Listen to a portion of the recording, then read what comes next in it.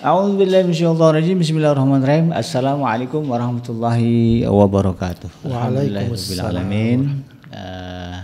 Sahabat Adrim yang dirahmati Allah, jumpa lagi dengan saya Bikenji di podcast kita, itu Ngobras ya, ngobrol santai bareng Ustaz, dan kembali kita berjumpa atau kita akan bersama dengan guru kita Al-Ustaz Abdul Haidar LC, dan sekarang sudah ada di hadapan saya. Kita sapa dulu ya. Assalamualaikum Ustaz. Waalaikumsalam warahmatullahi wabarakatuh. Wah, udah lama kita ketemu nih. Sekarang Ustaz tambah menyala. Ya, menyala ya. Menyala. Bajunya menyala gitu kan. Dan sudah menyelesaikan studi Ustaz ya, S2. Insya Allah ya. Mudah-mudahan. Jadi gelar akademis Ustaz sudah bertambah sekarang. Pengen tahu jawab aja apa gelar tambahannya. Dan itu saya juga turut bergembira ya atas apa yang dicapai oleh guru kita, dan dalam hal ini mudah-mudahan dia akan menambah manfaat bagi iDream, channel iDream terutama ya, dan itu bagi sahabat iDream semuanya. Ustaz, di kesempatan kali ini nih, kita akan bahas lagi satu persoalan yang lagi update, lagi banyak, lagi viral nih. Ya. Anda tahu apa? Apa tuh? Ini cerita tentang judi, Ustaz. Oh iya, judi online. Ya, judi online ya. Sebetulnya kan kalau dengar judi ini ingat Bang Haji Roma. Udah ada lagunya gitu kan. Yang saya amati di media massa ya, satu di berita Ustaz, yang menghebohkan itu, yang terbaru itu ada anggota polisi ya, Polwan, dia katanya sih di beritanya membakar suaminya juga polisi. Meskipun ternyata si suami itu, Polwannya kesal karena suaminya ternyata menghabiskan uang untuk judi online gitu kan. Dan kata Menko PMK ya, Pak Muhadjir Effendi, judi ini sudah luar biasa menggurita, sudah masuk ke perguruan tinggi malah. Jadi ini miris juga gitu kan. Ada mahasiswa kita, bahkan mungkin kalau nggak salah banyak juga ya insan-insan pendidikan ya, bisa jadi guru gitu yang kemudian terlibat dalam perjudian. Dan kita tahu kan Indonesia negara Muslim. Ya. Berarti kalau begitu mayoritas yang terlibat perjudian di Indonesia adalah orang Islam. Ya. Ini akan kita bahas ya, terutama untuk mengingatkan kembali sebetulnya judi itu di dalam perspektif Islam seperti apa. Nah, untuk itu yang ingin saya tanya kepada antum ya, persoalan pertama dalam hal ini adalah sebetulnya hukum judi di dalam syariat ya, di dalam Islam, baik dari perspektif Al-Quran ataupun hadis, itu seperti apa? Baik, bismillahirrahmanirrahim. Alhamdulillahirabbil alamin, wassalatu wassalamu ala sayyidina Muhammadin wa ala alihi wa ashabihi ajma'in, amma ba'du. Makasih Bang Abi Kenzi atas kesempatannya, dan juga sahabat Adrim sekalian di mana saja berada. Ya, terkait dengan masalah judi, saya kira ini memang sudah, kalau dalam agama ya, sudah termasuk dalam perkara minal ma'lum minad dini bid-darurah ya. Jelas. Perkara yang sudah mestinya diketahui. Jadi sudah nggak pantas ada orang bilang saya kira judi halal. Itu mah udah dari dulu-dulu siapapun orang tahu ya bahwa judi itu haram, termasuk dosa besar. Kecuali dia mu'alaf kali ya. Kecuali mu'alaf, bahkan mungkin mu'alaf pun ya.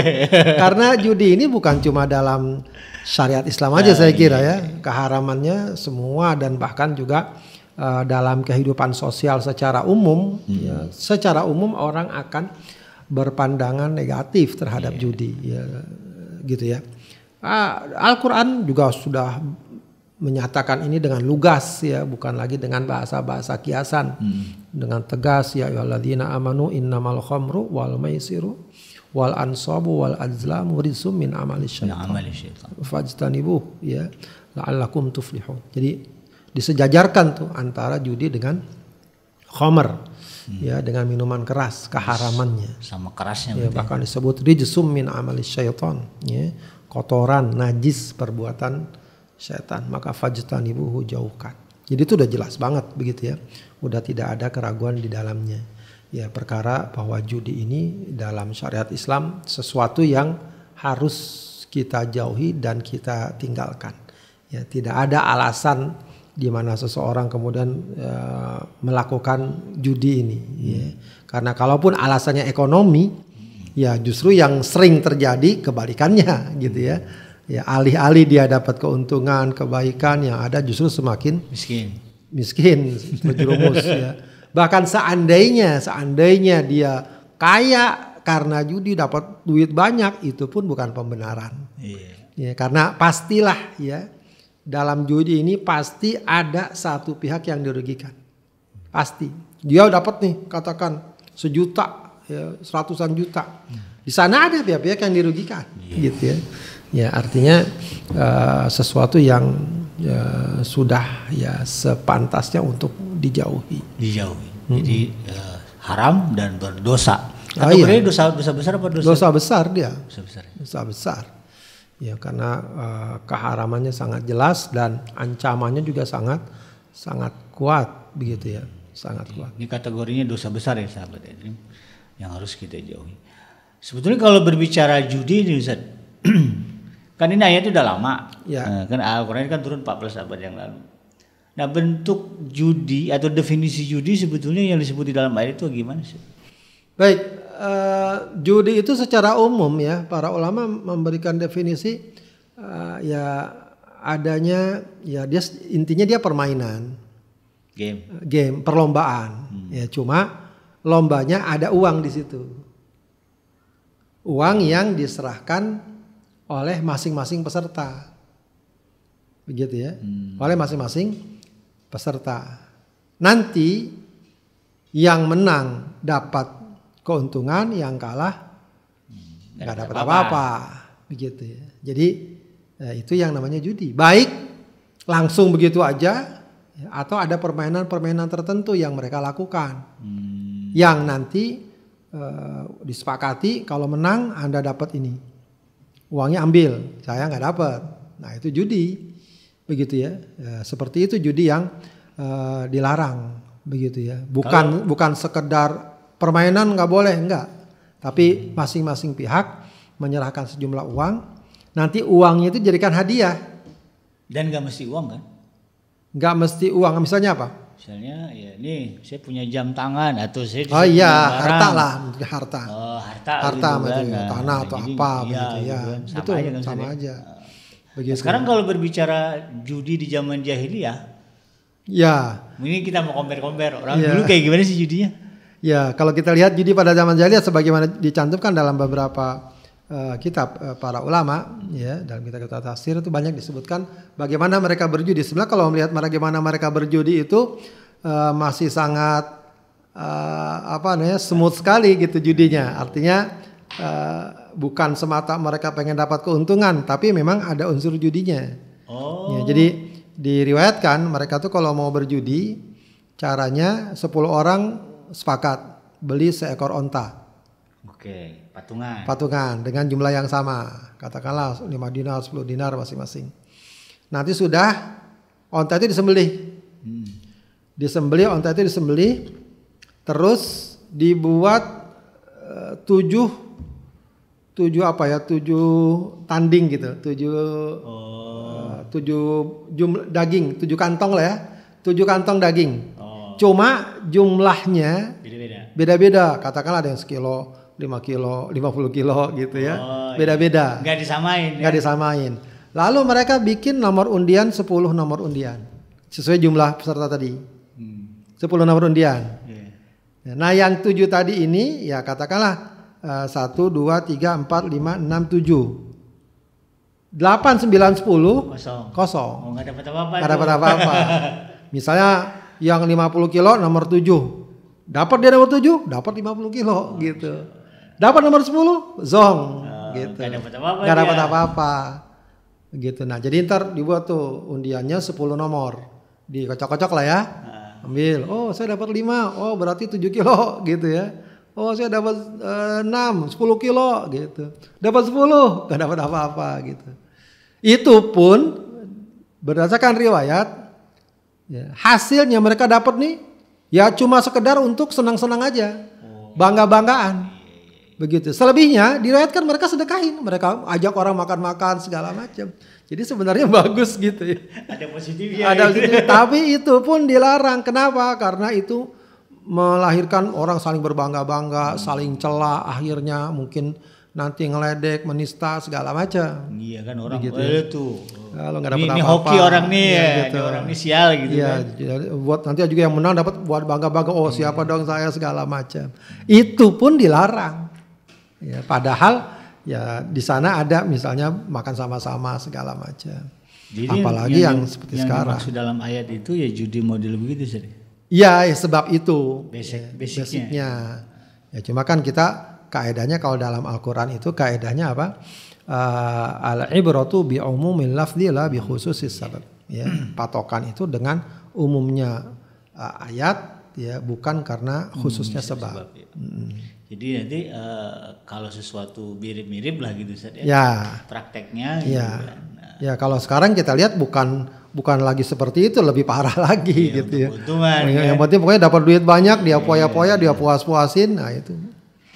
Jadi itu definisi judi di zaman jahiliyah dan kemudian berkembang di zaman sekarang dengan praktek yang berbeda-beda. Termasuk sekarang itu kan menggunakan permainan yang ada di aplikasi. Gitu. Ya.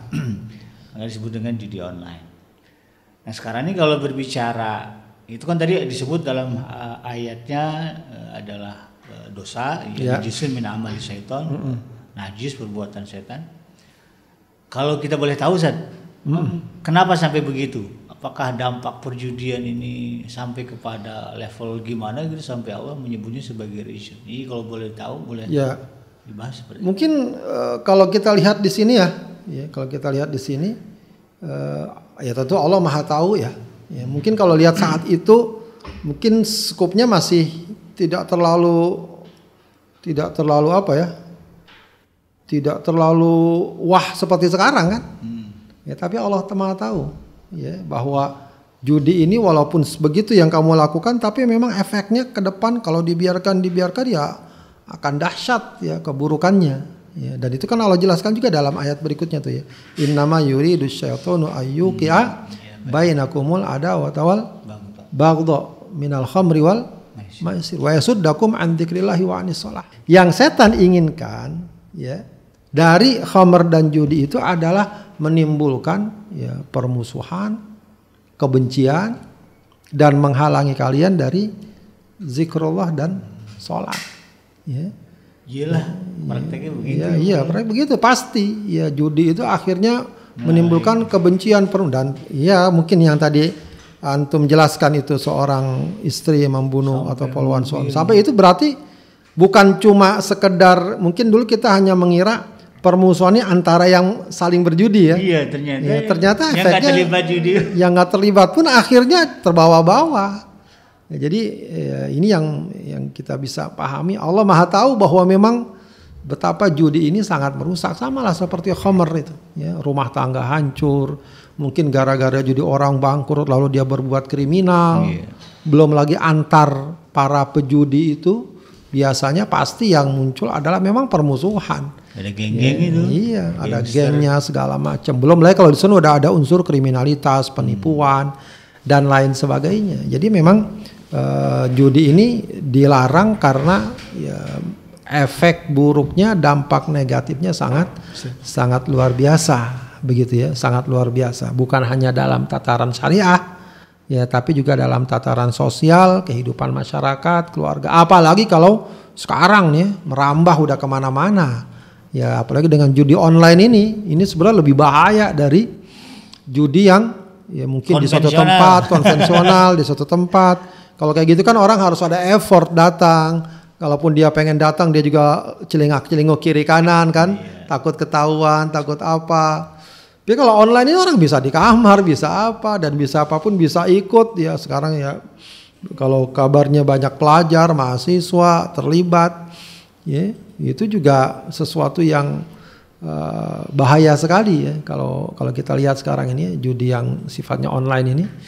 Ya ini harusnya memang betul-betul diberantas begitu. Apakah orang kalau terlibat dosa judi ngefek ke ibadah, maksudnya apakah ibadahnya tidak diterima atau ibadahnya ada nggak? Baik, sebuah kemaksiatan ya itu memang tidak lantas kemudian menutup ya celah diterimanya ibadah seseorang. Yang membuat ibadah seorang tidak diterima itu kalau dia berbuat kemusyrikan dan kekufuran, begitu ya. Habitat a'maluhum, begitu ya. Innalladzina kafaru la in asyrakta la yahbatanna amaluka. Kalau kamu berbuat syirik, gugur amalmu. Nah, itu gugur. Tapi kalau maksiat tidak lantas membuat amal kita gugur. Jadi kategori maksiat. Maksiat dia belum sampai kepada kekufuran dan kemusyrikan. Tapi tadi sudah juga Allah isyaratkan wa yasuddakum an dzikrillahi wa anis shalah. Ya, judi itu akan menghalangi kamu dari zikrullah dan salat, dan umumnya ya mungkin ada orang tetap sholat rajin, judi rajin ya. Tapi biasanya judi itu ya orang udah jauh dari agama. Gitu, udah main, ya, apalagi main. Udah gambaran orang judi itu jauh dari agama. Ya jadi dia sudah dalam hatinya sendiri sudah ya terselubungi ya hal-hal yang dapat menghalangi. Tapi kalau dia sholat, ya sholat diterima tentu saja. Ya meskipun Allah yang maha tahu tentu saja. Ini orang di satu sisi maksiat, satu ibadah begitu ya. Jadi dari segi ibadah dia tidak menghalangi ibadah seseorang, tapi tentu saja dari segi ketaatan ya dia melakukan satu perbuatan yang sangat berbahaya dan umumnya perbuatan tersebut juga akan memberatkan hatinya untuk melaksanakan ibadah. Ya, wallahu a'lam. Oke, nah jadi ini clear ya sahabat iDream, dampak judi itu sebetulnya bukan hanya dari segi ekonomi saja, tapi kalau kata Allah tadi akan menghalangi kita untuk semakin dekat kepada Allah. Jadi yang peluangnya ya makin jauh ya orang yang suka berjudi itu dengan Allah Subhanahu wa taala. Nah, sekarang nih Ustaz, kita ke yang paling penting sebetulnya, bentuk-bentuk judi nih. Kadang-kadang ada orang ragu, misalnya pertandingan bola 17-an atau apalah gitu kan. Ada 2 tim bertanding, semuanya ngasih duit. Nah, terus nanti dikasih ke pemenang uangnya. Nah, itu gimana hukumnya? Ini itu dulu, nanti kita lihat yang lagi Ustaz. Mungkin ada jenis. Ya memang bentuk-bentuk judi itu bisa sangat halus sekali ya. Meskipun juga kita tidak boleh juga menggeneralisir. Oh semuanya judi, pokoknya yang ada undian pasti judi. Tidak. Tadi kalaupun tadi dibilang undian ya wal ansab wal azlam itu bukan lantas setiap yang ada undian dianggap judi. Iya. Nabi juga pernah ngundi kan? Iya, Nabi juga pernah ngundi istrinya. Begitu ya, bukan berarti setiap undian judi. Misalnya ada orang arisan kan suka tuh ya, yang dapat dikocok dapat undian, itu bukan judi. Cuma yang maksud judi itu yang di sana ada unsur uang ya, yang dapat, yang lain nggak dapat. Nah itu baru begitu ya. Jadi kalau di segi praktek memang banyak gitu. Ya, kadang-kadang tersamar, kadang-kadang tidak gitu ya. Walau kadang-kadang kecil. Ya seperti dulu misalnya orang bisa ikut sebuah undian dengan mengirim SMS. Ya. SMS kan, itu kelihatannya murah kan, cuma 5.000, ada yang SMS 5.000, 10.000. Jadi nilai SMS-nya zaman dulu nih ya, itu nilainya besar, bukan seperti biasa. Kalau biasa mungkin 500 atau 1.000, tapi untuk itu, dia 5.000. Ya. Mungkin nggak kerasa kan, tinggal ngirim doang. Justru dia ngirim duit itu juga. Ya, orang mikirnya ngirim pulsa. Ngirim pulsa, ngirim uang. Padahal yang ikutnya jutaan orang. Dikasih hadiahnya memang besar, mobil mewah, mobil apa begitu. Nah itu itu masuk dalam kategori judi. Masuk dalam kategori judi.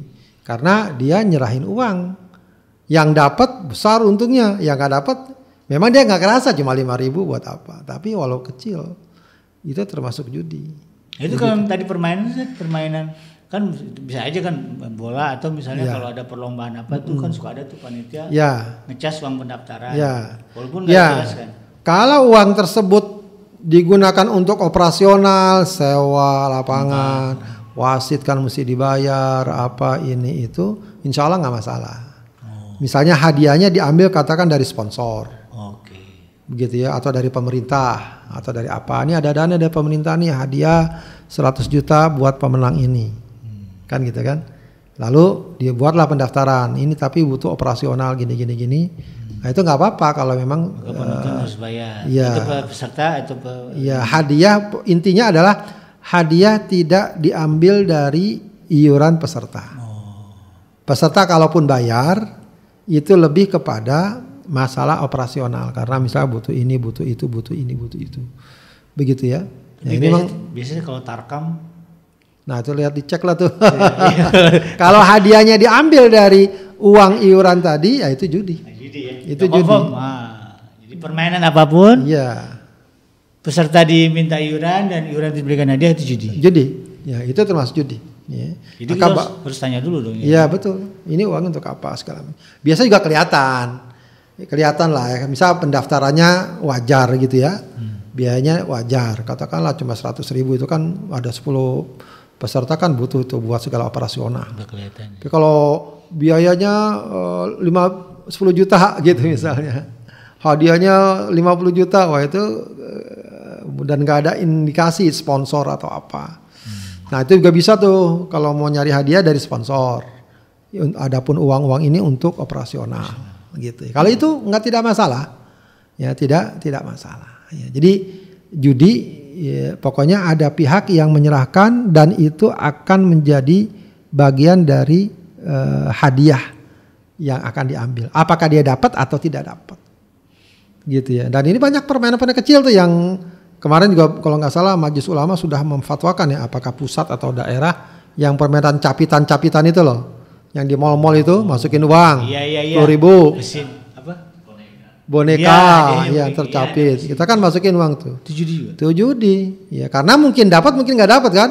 Dia udah masukin kain. Padahal itu anak-anak loh. Masukin kain. Oh dapat ternyata bonekanya mahal. 100.000 misal. Masukin cuma 10.000. Iya itu termasuk judi. Itu juga judi. Iya kayak anak-anak juga tuh yang kecil-kecil tuh. Yang pakai panah apa tombak-tombak tuh. Dapat ini nggak dapat dia coba deh tapi dia bayar. Pasar malam tuh. Iya itu ringan-ringan lah ya. Tapi itu juga hendaknya dihindari. Itu juga termasuk. Iya. Pokoknya apa saja lah. Ya misalnya juga yang sering terjadi kayak di pemancingan. Bayar 300.000 ikan. Iya dapat ikan bisa sedikit bisa banyak. Nah, itu juga judi. Judi. Pokoknya judi itu ada gamblingnya lah ya. Ada gambling bisa untung banyak bisa tidak. Jadi makanya judi itu termasuk goror juga makanya akadnya. Oh penipuan. Iya bukan penipuan goror itu. Artinya pokoknya ada potensi untung lebih banyak atau rugi lebih banyak gitu. Nah, kalau untung dia bisa untung lebih banyak. Nah, itu judi termasuk itu. Termasuk akad goror yang dilarang. Karena nggak jelas kan. Kadang-kadang bisa jadi dia dapat banyak. Melebihi uang yang dikeluarkan. Bisa jadi nggak dapat apa-apa. Ya. Nah, itu memang bentuknya banyak begitu ya. Apalagi tentu saja di internet pasti banyak itu. Ya, karena gampang sekali tinggal klik aja dia ngirim uang segala macam. Uang kan udah ada uang digital. Iya, mungkin apalagi kalau dia pernah dapat untung dan lain sebagainya. Apalagi kalau dengar beberapa pemaparan orang-orang yang pernah judi yang pernah ngurusin masalah itu. Ya ternyata itu juga diatur. Iya. Iya. Nggak semuanya karena dia untung atau apa gitu ya atau hoki atau dia pandai diatur dikasih dulu nih menangin dulu ntar kalau dia udah sering baru dikalahin udah kayak gitu udah semakin berat lagi. Ini udah ada settingannya. Udah ada settingannya. Jadi yang kaya dari judi bandar sih. Umumnya sih bandar. Ya. Biasanya kaya bandar. Kalaupun pejudi kaya biasanya pertama kaya nanti lama-lama hancur juga. Karena kan uang kaya hasil judi itu dimainin lagi. Dimainin lagi. Belum lagi soal keberkahan kan. Pasti nggak berkah. Kalau taruhan? Ya taruhan ya judi. Misalnya kadang kita suka iseng sama teman lihat kalau dia begini-begini ya gue kasih lu duit. Betul. Itu judi itu bola yang terutama kan. Taruhan. Bola udah taruhan nih menang judi. Ya, kemarin juga ada yang taruhan apa tuh ya? Taruhan pilpres. Iya. Judi itu sebenarnya. Itu sebenarnya judi. Nggak benar itu kayak gitu ya. Walaupun mungkin soal politik segala macam. Nggak boleh taruhan-taruhan seperti itu. Begitu ya. Ya lain halnya tadi. Ya, kalau pendaftarannya hanya untuk operasional gitu ya, hanya untuk operasional. Kalau memang dia dijadikan sebagai bagian dari hadiah yang kemudian yang menang untung banyak, yang kalah tidak dapat apa-apa, ya, itu judi. Ya, itu judi. Kalau arisan tadi nggak sih? Arisan enggak. Ada juga arisan bentuknya judi. Nggak tahu deh kalau arisan judi gimana adanya.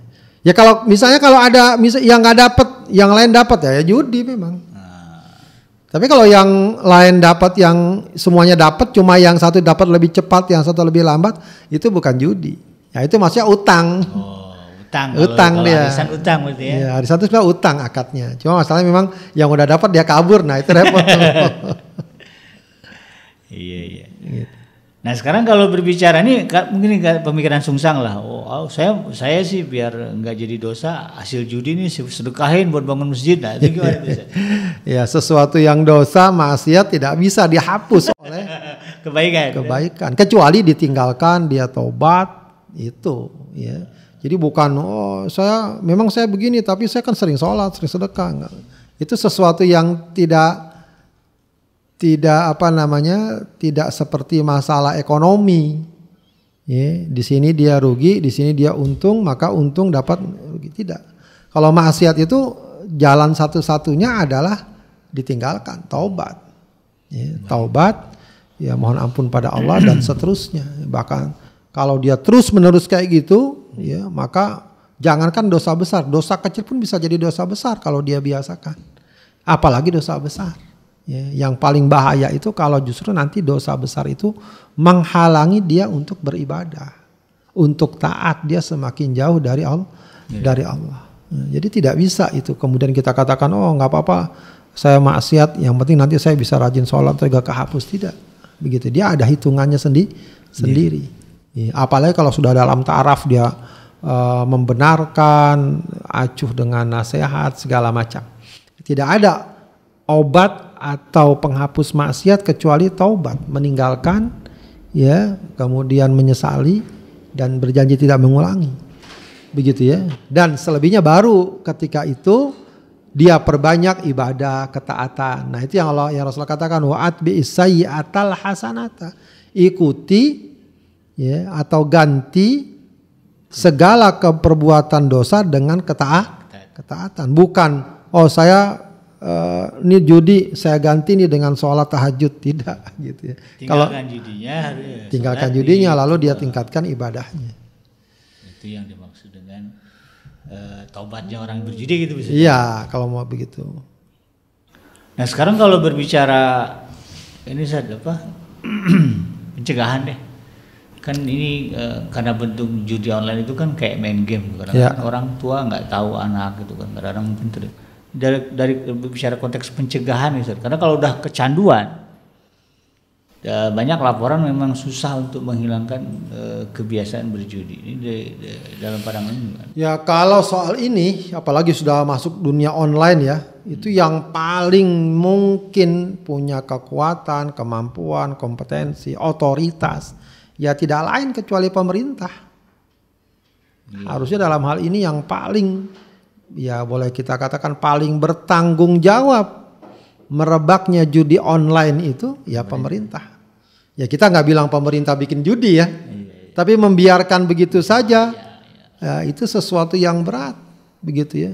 Kan kita udah ada Menkominfo segala macam, emang nggak bisa itu ya saya nggak tahu tuh, nggak bisa diatasi. Bisa lah. Bisa seharusnya, apalagi tampak kelihatan siapapun tahu. Orang yang ecek-ecek aja bisa dikejar, akun-akun yang kecil-kecil. Soalnya ini sampai 600 triliun Ustaz.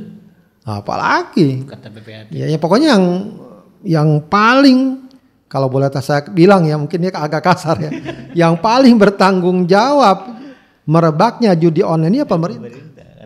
Kita bukan nggak bilang pemerintah bikin judi online, tapi dengan membiarkan tidak ada langkah-langkah yang sangat kuat, ya tegas, ya memang akan begini.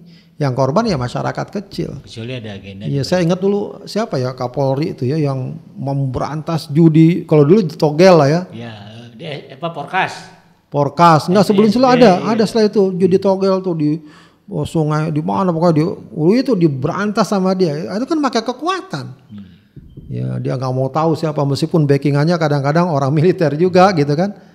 Habis tuh. Artinya kalau betul ada kekuatan berangus bisa. Dan pemerintah lah yang bisa untuk itu. Pemerintah itu yang paling kuat nih. Makanya juga kalau kita lihat hadisnya ya pemerintah kan, man ra'a minkum munkaron falyughayyir biyadi. Siapa yang melihat kemungkaran ya cegahlah dengan tangannya. Tangan itu arti kekuasaan. Kekuasaan, kekuatan. Ya, maka ya mau nggak mau ya kita ya tentu saja sebagai rakyat ya berharap betul pemerintah mengambil tindakan tegas soal ini, ya, melindungi rakyat dan masyarakat. Ini sebagai upaya perlindungan, ya, dan memang menyedihkan sekali. Ya, saya juga beberapa kali mendapati kasus ini. Ya sudahlah penghasilannya sedikit. Ya biasanya apalagi kalau ada lagi satu lagi tuh judi online dan pinjol, itu lengkap. Dua lengkap, ya, lengkap. Saya dapat kasus judi pinjam online atau pinjam untuk judi, iya. Ya. Atau judi kalah pinjam, gitu aja lah. Ya saya ada dapati kasus begitu, udah gaji sedikit, utang banyak, ketika diperiksa HP-nya ada aplikasi judi. Ya ini sih nyambung dah, itu udah. Dan itu yang paling banyak rakyat kecil. Ya. Selebihnya, ya saya kira kalau udah soal nasihat itu sudah sangat, udah tahu lah. Udah banyak, udah tahu. Maka tadi minal ma'lum minad dini bid-darurah, nggak perlu dijelasin bahaya. Ya mungkin ada beberapa praktek judi yang tadi ya, yang mungkin masyarakat agak samar itu. Tapi itu pun ya bukan kita meremehkan, nggak banyak lah ya, nggak banyak prakteknya. Kan judi online. Judi online ini yang masif dan sangat jelas, begitu ya, sangat jelas. Ya memang kita akan ya mengingatkan terus. Sudah saya kira udah sering, saya juga beberapa kali khutbah soal judi. Sudah saya bicarakan gitu kan. Cuma gimana kita bicarakan, mereka pegang HP, butuh duit, tergiur oleh tawaran, oh dapat nih 10.000, dapat 1 juta. Ya tinggal klik doang kan. Ya sekali main, hilang mungkin dia awalnya nggak kerasa. 10.000. Coba lagi yang 100.000 dan seterusnya.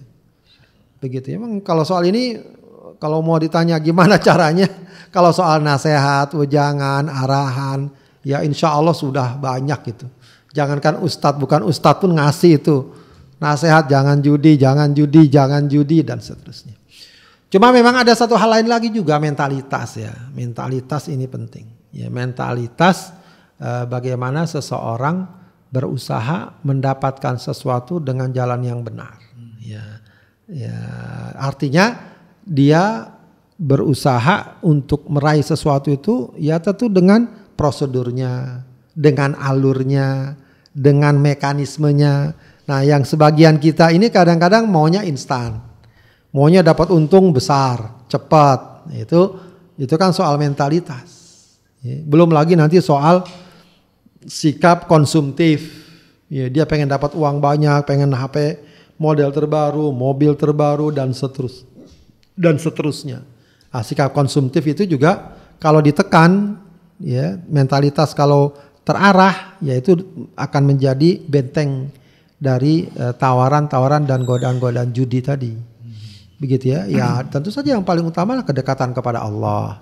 Ya kesiapan untuk selalu taat, mengikuti ajaran Allah walau berat. Ya walau sulit ekonomi, ya dia tidak mudah tergiur dengan tawaran-tawaran uang haram ya, walaupun sepintas kayaknya menjanjikan.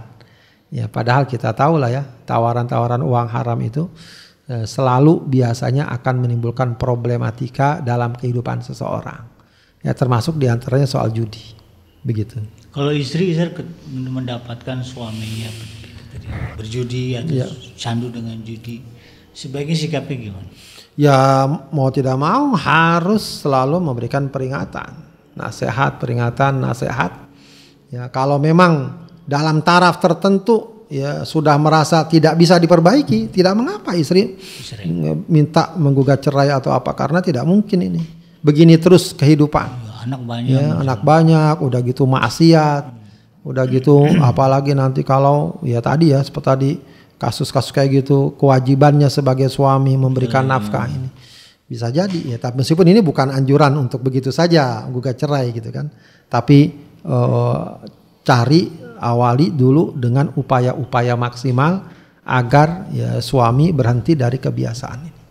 Kalau nggak bisa baru cerai. Kalau nggak bisa sudah sekian waktu, sekian lama terasa tidak ada pengaruhnya, ya silahkan ambil sikap yang tegas. Meskipun ini bukan keharusan juga, ya dia mungkin nanti akan melihat maslahatnya. Ya, cuma sebagai seorang muslimah melihat suami ya, misalnya terus ya, terjerumus dalam praktek judi dan itu artinya kemaksiatan, berbahaya bagi akhiratnya bahkan juga dunianya. Ya tentu seseorang akan berpikir untuk melanjutkan hidup berumah tangga dengan pasangan seperti itu. Ada orang ditraktir sama temannya gara-gara menang judi boleh? Kalau dia tahu, nggak mau. Kalau dia tahu nggak mau, jangan. Jangan ya. Kalau kita nggak tahu dia, kita nggak perlu nanya ini dari judi atau bukan. Gitu ya. Tapi kalau kita tahu dia ngomong, wah saya habis menang nih, makan bakso yuk, nggak boleh. Di Malaysia itu judi itu kan dilegalkan ya. Iya. Tapi untuk non muslim dari undang-undangnya Zat. Tapi kan dalam konteks politik pemerintah itu berarti dia menerima income dari judi. Iya. Dari sudut pandang antum gimana? Wallahu alam apapun ya mungkin masing-masing punya pandang politik dan latar belakang ya. Ya sebab kadang-kadang bisa aja daripada dia keluyuran sana sini mendingan dilokalisasiin gitu ya. Tapi ya samalah dengan kita dulu kan prostitusi dilokalisir daripada dia kesana kemari. Tetap saja pembenaran, memberikan fasilitas, memberikan ruang bagi pelaksanaan dosa dan maksiat, tidak ada pembenaran untuk itu. Ya, yang jelas harusnya ditutup. Ya, apalagi kalau memang itu ditujukan untuk menjadikan sebagai income. Nah, itu kalau dalam ya tentu dalam konteks syariat kita bicara. Kalaupun dia dapatkan itu bukan sesuatu yang diberkahi, bukan sesuatu yang bagus. Ya, walaupun mungkin kita katakan itu kan non muslim. Ya, bersifat juga non muslim. Sebab para ulama banyak mengatakan bahwa ketentuan syarat sebenarnya juga berlaku bagi non muslim. Oh, termasuk larangan judi. Iya, termasuk. Berlaku. Begitu ya. Mestinya tidak ya kalau kita melihat dari kacamata syariah, tidak dilakukan hal itu. Tutup saja, selesai. Ya kayak ternyata dulu banyak tempat-tempat prostitusi kan. Banyak orang mengira kalau ditutup gimana mereka keliaran. Ternyata pas ditutup sudah nggak ada. Maksudnya nggak ada masalah. Ya memang ada yang itu kan dari dulu juga ada. Ya, daripada dibuka jadi tempat jadi simbol, wah itu sesuatu ya. Orang yang nggak mau jadi mau. Orang jadi mau jadi tertarik, ya kan bisa. Jadi ini menarik sekali Ustaz. Terakhir Ustaz nih, ada pesan nggak nih untuk anak-anak muda kita nih, jangan sampai mereka terjerumus ke dalam. Ya buat terutama memang yang paling penting nih buat remaja ya, anak muda segala macam. Ya, untuk perkara-perkara sebenarnya jangan coba-coba lah ya. Coba-coba itu. Biasa coba-coba itu kan anak muda kan gayanya coba-coba. Iya. Kalau coba-coba untuk hal-hal yang sifatnya positif, yang mungkin petualangan ilmiah atau apa oke lah ya. Coba-coba kemaksiatan, coba-coba kemunkaran janganlah. Meskipun awalnya sedikit biasa, tapi kalau sudah terjerumus berat. Begitu ya. Lebih baik ya sibukkan diri kita dengan hal yang positif. Kalau memang ada keinginan-keinginan yang kita raih, maka biasakan lakukan itu dengan ya mengikuti alur yang ada yang benar baik sesuai syariat atau perundang-undangan ya dan ya bersabar ya kata orang nikmati prosesnya gitu ya jangan apa-apa mau instan lalu kemudian dia kejar padahal belum tentu memberikan apa yang dia inginkan begitu ya apa yang dia inginkan begitu wallahu a'lam. Baik, nah itu pesan dari guru kita ya untuk sahabat Edream terutama para muda-mudi ya generasi Z ini jangan sampai kemudian masa depan Anda habis hancur ya gara-gara persoalan atau terjerat ke dalam judi. Ini saya ucapkan jazakumullah khair Ustaz atas kehadirannya dan juga ujangannya kepada kita semuanya. Baik sahabat Edream, kita akhiri podcast kita di kesempatan ini ya di ngobrol santai bareng Ustaz. Saya Abi Kenji mohon maaf di atas segala kekurangan. Kita akhiri dengan doa khatam majelis. Subhanaka Allahumma rabbana wa bihamdika asyhadu an la ilaha illa anta astaghfiruka wa atubu ilaik. Walhamdulillahirabbil alamin. Assalamualaikum warahmatullahi wabarakatuh. Waalaikumsalam warahmatullahi